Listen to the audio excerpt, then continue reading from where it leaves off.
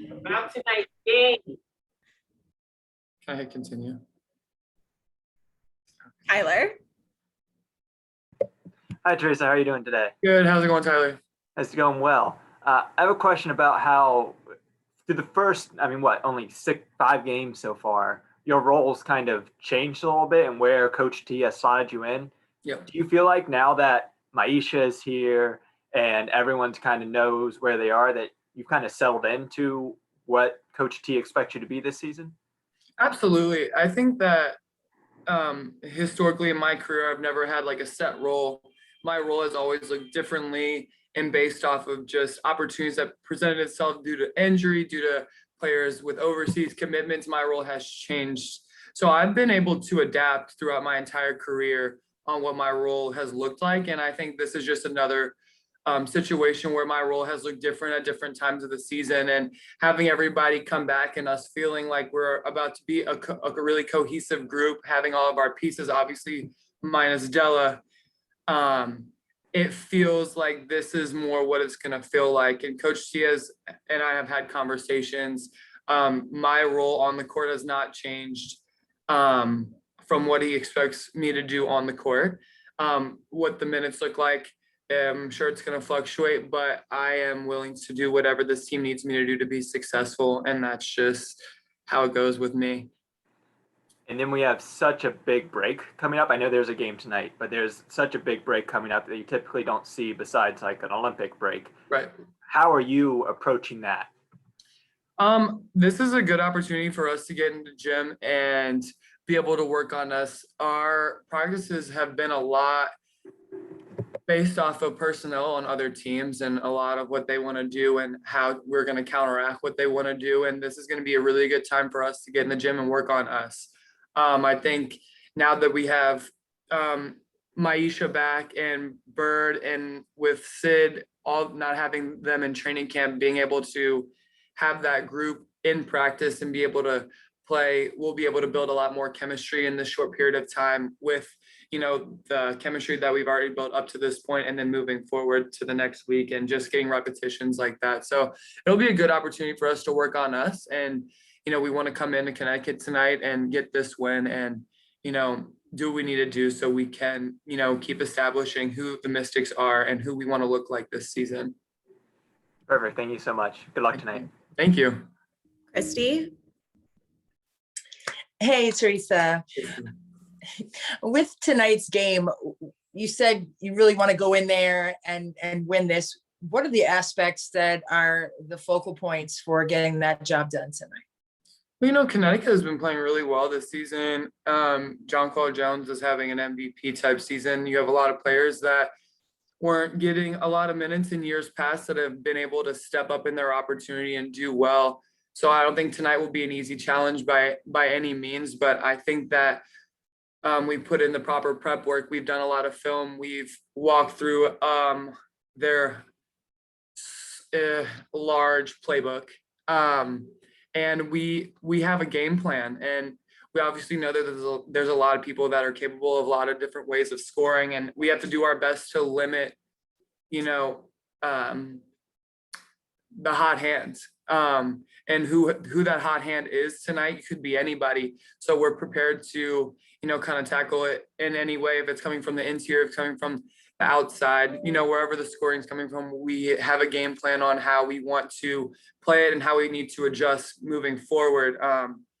It's going to be a good game. It's a finals matchup from 2019. The last time I was in this building was when we were in the finals, playing against the Mystics. So now being on the other side of it, it feels good to come back and see this gym from a different aspect. Thanks so much. Thank you. Natalie.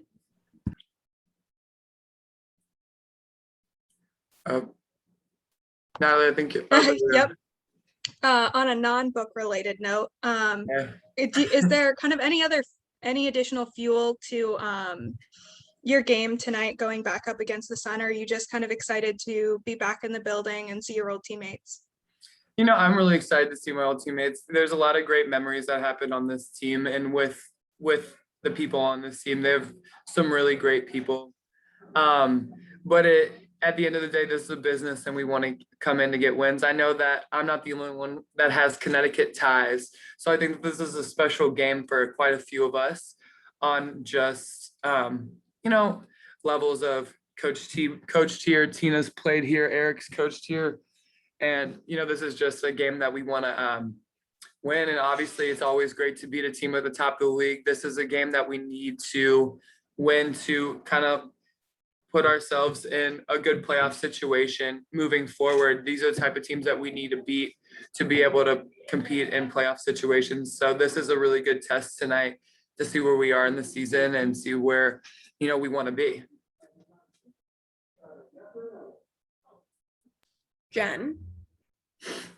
And kind of, hey, Teresa, Hey, Jen.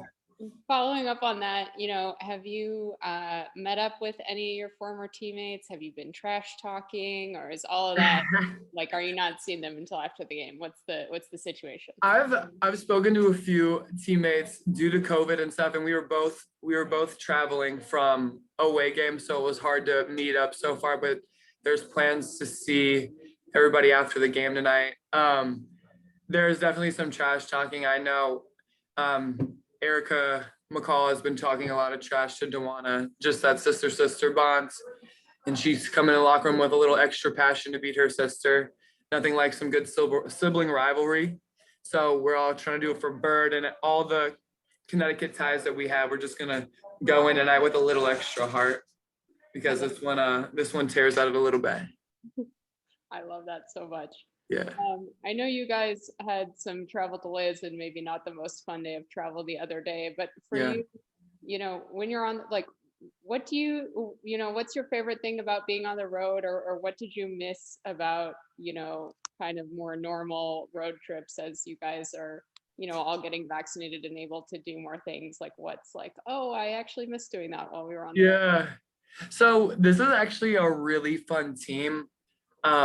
Everything that happens off the court feels extremely like natural, and we just like naturally get along. Nothing's forced.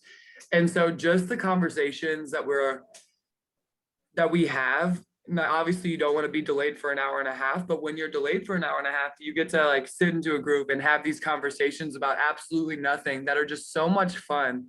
And it's just really nice to be able to make the most out of such a bad situation. Like, we don't want to be delayed. There's nothing that you can do about it. But when you can have fun in those times, you have a good group.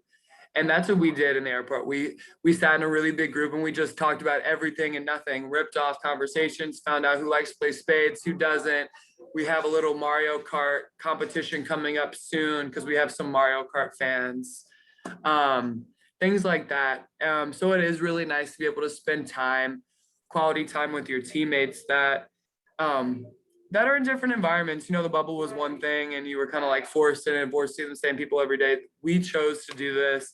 We chose to sit in a group. We chose to have these conversations, and it was a really great time. That's awesome. I'm Yes. going to ask you about that Mario Kart competition. Hey, it hasn't happened yet, but I hear that this is just word of mouth. But apparently Maisha's pretty good. So I've been secretly practicing on my own because I haven't played it in like over a year. So I don't want to come in looking really rusty. So I've been doing a little touch up on my Mario Karting. And I hear A is pretty good too, Aero Atkins. So I feel like those are my stiffest competition when it comes to Mario Kart. And then we have a few people that are like, dibble dabble into Mario Kart. But we're going to have a full bracket for Mario Kart. We're going to see who the winner is. So Love it. we'll keep you updated. One more quick question for you. Yes. On the topic of Maisha, we've heard a lot from the coaches and even from your teammates about, what she brings on the court, versatility and Yes. all that. And if there's anything you want to add there, awesome. But I'm also curious to ask, how has she kind of changed or improved the group dynamic off the court since she got back with you guys? Maisha's just a big bundle of fun energy. And she brings the fun up a whole nother notch. Like, we bring the fun, and then when Maisha showed up, when you didn't think it'd get any more fun, here comes Maisha bringing some more fun. So we just have a really great group. My 100% adds to that. Hilarious, high energy, just consistent all times, ready for a good joke. And and just, I don't know, on the court, you see what she does. She's just like a big muscle out there, getting to the rim, rebounding, blocking shots, hitting threes. She can do it all. And she can also do it all off the court as well, including Mario Kart. So we'll let you know how that turns out.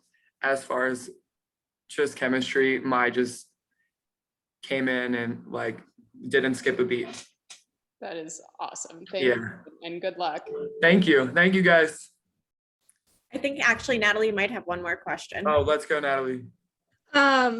So Natasha posted on her Instagram story that you and her were watching bowling. Any reason for watching NCAA bowling, or is that something we should all be tuning into? Okay, it was on accident. We were watching the Connecticut-Seattle game. Immediately after the game, we were just talking about what happened, and we looked up on TV and the bowling tournament started. We were like, oh, women's bowling, let's check this out. And it was the most intense thing I've ever watched on TV. Like, it was very serious. They didn't look like they were playing around at all. And what we all know as bowling is like maybe getting a 100. Like, if you do that and you're an average bowler, then like you did a really great job. And they were throwing strike after strike after spare after strike, and it was just amazing. So we watched the whole thing, and it was like a nail biter. And they kept saying that all these historic moments were happening. Neither one of us really know the real rules of bowling, so we were just soaking in the history of these moments, these exciting moments. And it really was exciting. So I think like whenever I see women's bowling on TV, I'm 100% going to tune in from now on. But who knew? No one once said, hey, check out women's bowling, but it's as great as it seems. That's good for us to know. Thanks, Right. Teresa. I'm here for it. Thanks, everybody.